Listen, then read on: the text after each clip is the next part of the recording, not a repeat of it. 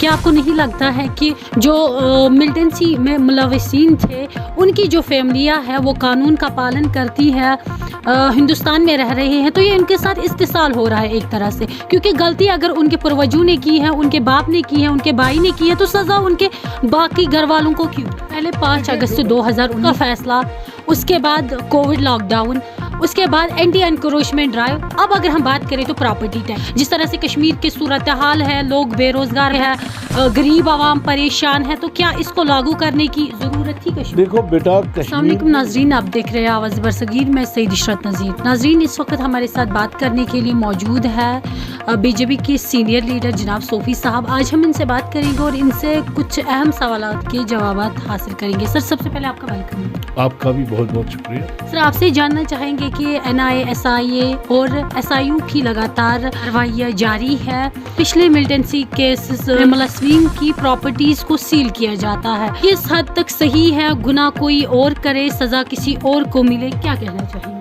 देखिए, जो आपने सवाल किया है, तो ये आप छोटी बच्ची थी जब 87 में यहाँ पे मिलिटेंसी हुई।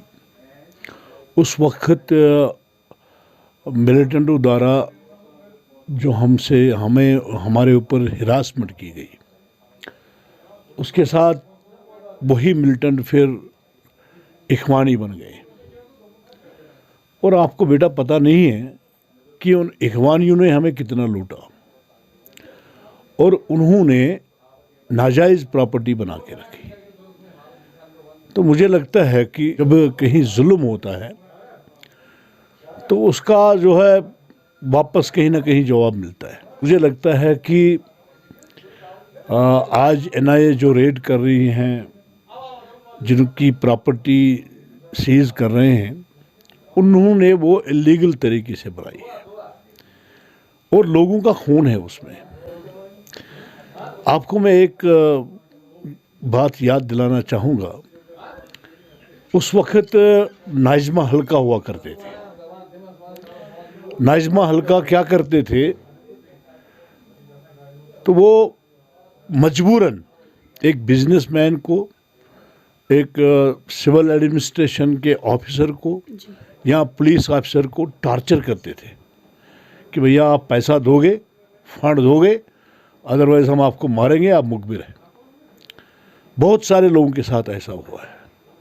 तो इसलिए अगर किसी ने इलीगल प्रॉपर्टी बनाई है, लोगों के खून से वो बनाई है, तो मुझे लगता है कि उसको जवाब देना ही पड़ेगा ना। क्या आपको नहीं लगता है कि जो मिलिटेंसी में मुलविसीन थे उनकी जो फैमिलियाँ हैं वो कानून का पालन करती है, हिंदुस्तान में रह रहे हैं, तो ये उनके साथ इस्तेसाल हो रहा है एक तरह से, क्योंकि गलती अगर उनके पूर्वजों ने की है, उनके बाप ने की है, उनके भाई ने की है, तो सज़ा उनके बाकी घर वालों को क्यों? देखिए, जो गलती करता है वही भुगतता है। जिसको कहीं पे जिसने कोई गलत किया हो तो उसका जो है उसको जवाब देना पड़ेगा और सज़ा भी खानी पड़ेगी। बट आपकी वसात से कहना चाहूँगा यहाँ की एडमिनिस्ट्रेशन को, उन एजेंसियों को, अगर किसी का बेटा बाप के बगैर कहीं मिलिटेंसी में इन्वॉल्व हुआ, उसने लोगों को लूटा, तो सज़ा उसको देना चाहिए था, परिवार को नहीं देना चाहिए।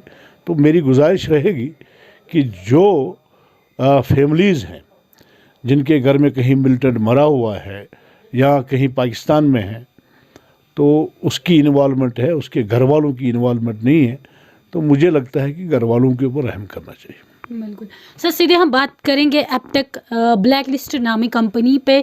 तो लगातार आप देख रहे हैं कि छात्र जो है वो सड़कों पे है, बच्चों के साथ इस्तेसाल हो रहा है। इसे LG के ऑफिस से बड़े बड़े बयानात आते हैं, बीजेपी वाह वाह करती है, तो इस बार बीजेपी खामोश क्यों?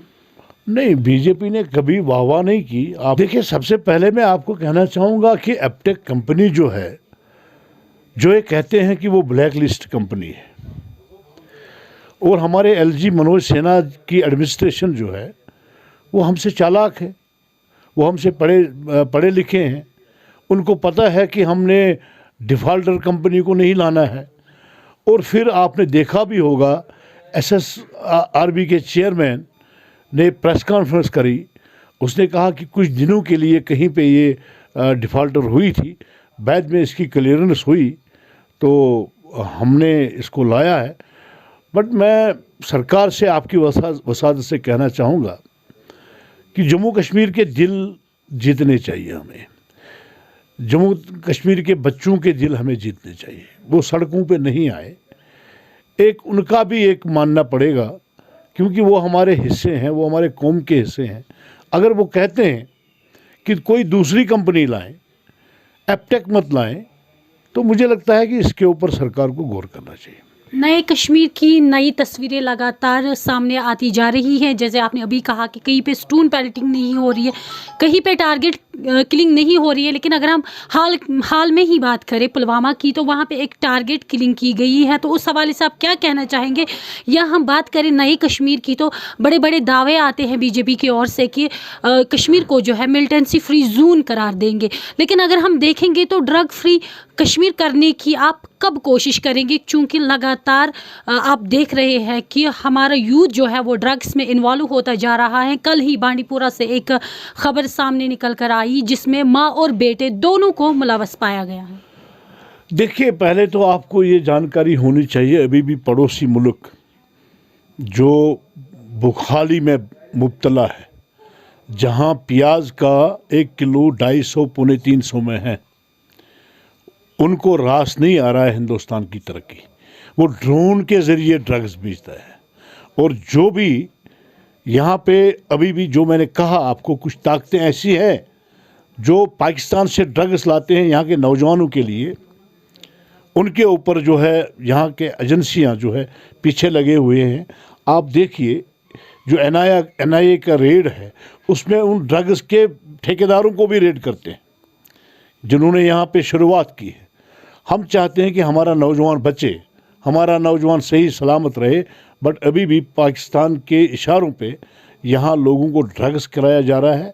आपने संजय शर्मा की बात की, मैं वहाँ पे गया था, मेरे साथ रविंदर रैना हमारे जो पार्टी के अध्यक्ष हैं वो गए थे वहाँ पे। और वो जो टारगेटिंग किलिंग हुई वो भी पाकिस्तान के ज़रिए कराई जा रही है यहाँ पे, ताकि निहत्था इंसान जो है सड़क पे चल रहा है, जिसके पास कोई सिक्योरिटी नहीं है, जिसके पास कोई वेपन नहीं है, उसको गोली मारना ये बुज़दिलाना काम है।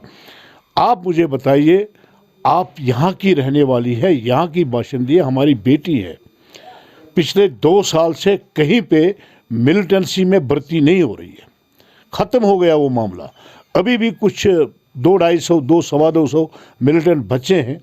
हमारी फ़ौज, हमारा पुलिस, हमारी जो एजेंसियां हैं वो सक्षम है उनसे निपटने के लिए। भारतीय जनता पार्टी का इसमें कोई दोष नहीं है। भारतीय जनता पार्टी एक पार्टी है, हम लोगों के खिदमतगार हैं, हम लोगों की नौकराजी करते हैं, हम लोगों के मसाइलों को उजागर। लेकिन लगातार महंगाई बढ़ रही है, बीजेपी उस पर कोई कार्रवाई नहीं कर रही है, लोग परेशान हैं। देखिए, महंगाई अभी कम हो जाएगी। आप देख लीजिए, आप जनवरी का आंकड़ा ले लीजिए और फरवरी का ले लीजिए, उसमें बहुत अंतर आ गया है। महंगाई आहिस्ता आहिस्ता कम होगी, बट अभी जो ईंधन की वजह से, जो तेल की वजह से ये महंगाई बढ़ रही है। मुझे लगता है कि नरेंद्र मोदी इतने सक्षम नेता है जिनको पाकिस्तान के ऊपर जो है, आप देखिए पाकिस्तान टीवी देख लीजिए, पाकिस्तान से नरेंद्र मोदी जी के लिए क्या आता है कि नरेंद्र मोदी जी ने देश चलाया, देश चलाना जानता है और वहाँ के लोगों ने उनको लूटा है। मुझे लगता है कि महंगाई के ऊपर कंट्रोल होगा, आने वाले दिनों में हमें उसकी स्वागत। पहले 5 अगस्त 2019 की बात करें, उसका फैसला, उसके बाद कोविड लॉकडाउन, उसके बाद एंटी एनक्रोचमेंट ड्राइव, अब अगर हम बात करें तो प्रॉपर्टी टैक्स, क्या आपको लगता है कि इसको लागू करने की ज़रूरत थी कश्मीर में? क्योंकि जिस तरह से कश्मीर की सूरत हाल है, लोग बेरोज़गार बैठे हैं, गरीब आवाम परेशान है, तो क्या इसको लागू करने की ज़रूरत थी कश्मीर? देखो बेटा, कश्मीर में नहीं लागू हुआ, कश्मीर में कुछ जगहों पे लागू हुआ। देखिए, एलजी मनोज सिन्हा जी ने कहा कि जो रूरल एरियाज़ हैं उसमें कोई प्रॉपर्टी टैक्स देने की ज़रूरत नहीं है। जो अर्बन एरिया है, जहां बड़े बड़े ठेकेदारों को 50-50 60 दुकानें हैं, एक गरीब को नहीं छेड़ा जाएगा। जिसको 100-150 स्क्वायर फुट में दुकान होगा, उस गरीब के साथ कोई टच नहीं किया जाएगा। 1000 स्क्वायर फुट तक हम बिल्कुल छेड़ेंगे नहीं। आप मुझे बताइए, आप और मैं अगर बात करें ना, आपका कहीं पे जो है शॉपिंग कॉम्प्लेक्स है इतना बड़ा टाउन एरिया में, तो आपको तकलीफ़ हो जाएगी, किसी गरीब का नहीं है। ये उन्हीं रीजनल पार्टियों के ठेकेदारों के हैं। अगर जम्मू कश्मीर के बगैर पूरे देश में लोग टैक्स देते हैं तो जम्मू कश्मीर में तो देना चाहिए। आप यहाँ से बिजबाड़ा से यहाँ आई, आपने गाड़ी वाले को 10 रुपये दे दिए तो उसमें आपने टैक्स दे दिया। आप केला खाती है उसमें आप टैक्स देती हो, आपने रोटी खाई उसमें आप टैक्स देती हो, आप घर का सामान लाती हो उसमें आप टैक्स देती हो, आप कपड़े लगाती हो उसमें आप टैक्स देते हो। लेकिन हम बात कर रहे हैं जिस तरीके से, मेरी बात सुनिए, अगर आपका शॉपिंग कम्प्लेक्स कहीं टाउन एरिया में जिसमें आपको 4 लाख 5 लाख महीने की इनकम है तो 1000 देने में आपको 1 साल में क्या फर्क पड़ेगा? लेकिन जिस तरह से कश्मीर की हालत है, लोग परेशान है, ऐसे में क्या ज़रूरी था, अगर हम अर्बन एरियाज़ की ही बात करें, क्या ज़रूरी था? क्योंकि अर्बन एरियाज़ में खाली अमीर लोग ही नहीं बल्कि हमारी गरीब जनता भी रह रही है। देखिए, आज आपने देखा कि आज एक गरीब के हाथ में बागडोर है। आज उन ठेकेदारों के हाथ से नरेंद्र मोदी ने बागडोर छीन ली है।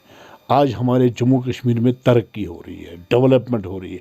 आप पंच के पास जाइए, वो बता देगा आपको कि मैंने कितने काम किए, कितने पैसे मैंने खर्च किए। एक सरपंच के पास जाइए, वो लोगों के ऊपर जो है पैसा खर्च हो रहा है।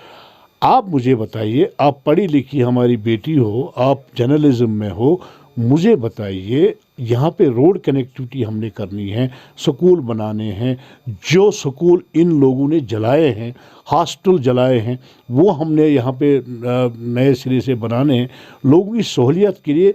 जब तक आप टैक्स नहीं दोगी तो तब तक वो रोड कहाँ से बनेंगे, बिल्डिंगें कहाँ से बनेगी, हॉस्टल कहाँ से बनेगा, एम्स यहाँ बन रहा है तो वो कहाँ से बनेगा? ये टैक्स से ही, लोगों के टैक्स से ही सारा हो रहा है। मुझे लगता है कि अर्बन एरियाज़ में कोई गलत नहीं है। अगर कोई ठेकेदार 1000 रुपया टैक्स देगा साल का, मुझे लगता है कि कोई फ़र्क नहीं पड़ेगा। आपको लगता है कि जम्मू कश्मीर के सूरत हाल अभी बेहतर नहीं है जिस वजह से इलेक्शन कमीशन ऑफ इंडिया यहाँ पे इलेक्शन कराने में नाकाम हो रही है?